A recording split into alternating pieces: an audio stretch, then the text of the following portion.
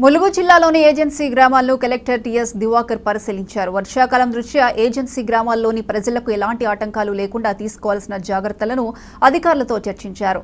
గ్రామస్తులతో మాట్లాడుతూ ప్రజా సమస్యలు తెలుసుకుంటున్న ములుగు జిల్లా నూతన కలెక్టర్ టీఎస్ దివాకర్ ఐఏఎస్తో మా ప్రతినిధి Chandrasekhar face to face.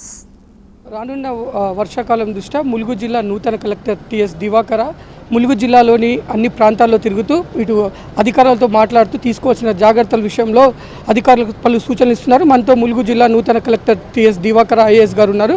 Sir నమస్కారం సార్. సార్ గత సంవత్సరం వర్షాకాలం ఇక్కడ ములుగు జిల్లా వ్యాప్తంగా వరదల వల్ల చాలామంది చనిపోవడం జరిగింది. దాని దృష్ట్యా ఎలాంటి చర్యలు తీసుకుంటున్నారు సార్?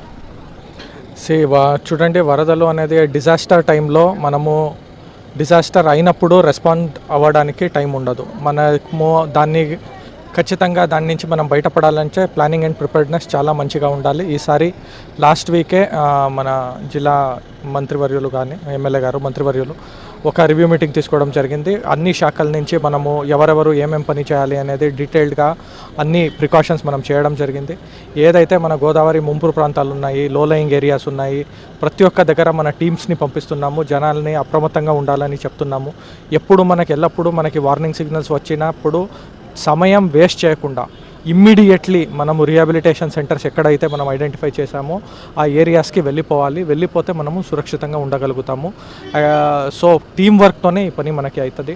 సో మన పిఓ గారు, మన ఎంటైర్ టీం కానీ ఇక్కడ ప్లస్ కలెక్టరేట్లో రెండు కాడ మనము కాల్ సెంటర్ లాగా కూడా ఏర్పాటు చేస్తున్నాము.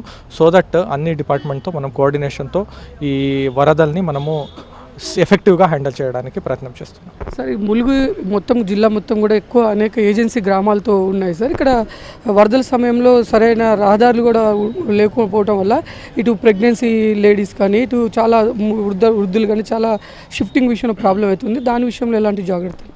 సో మనము ప్రికాషనరీ మెషర్గా ఏదైతే ఈ ఎఫెక్టెడ్ విలేజెస్ మనకి లిస్ట్లో ఏదైతే ఉందో అక్కడ ఆల్రెడీ ఉన్న గర్భిణీ స్త్రీలు ప్లస్ వృద్ధులు ఎవరైతే ఉన్నారో ఆల్రెడీ మనము ట్యాగింగ్ చేసే పని రేపటి నుంచి స్టార్ట్ అవుతుంది. వాళ్ళు ఏదైనా వాళ్ళ ఇల్లు వేరే కాడ ఉంటాయి అంటే పక్క గ్రామంలో వాళ్ళ అమ్మవారి ఇల్లు కానీ వేరే కానీ వెళ్తాము అంటే ఖచ్చితంగా అక్కడికి వెళ్ళొచ్చు.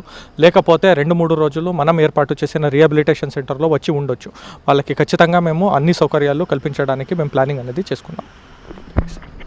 ములుగు జిల్లా వ్యాప్తంగా రానున్న వర్షాకాలంలో వరదల నేపథ్యంలో ఇటు ఏజెన్సీ గ్రామాల్లో ప్రజలకి అన్ని విధాలుగా సహాయ సహకారం అందించడానికి ప్రభుత్వ యంత్రాంగం సిద్ధంగా ఉందని చెప్పి ఎలాంటి పరిస్థితులైనా ఎదుర్కొంటామని చెప్పేసి ములుగు జిల్లా నూతన కలెక్టర్ టీఎస్ దివాకర్ ఐఏఎస్ చెప్తున్నారు. కెమెరామ్యాన్ మహేష్తో చంద్రశేఖర్.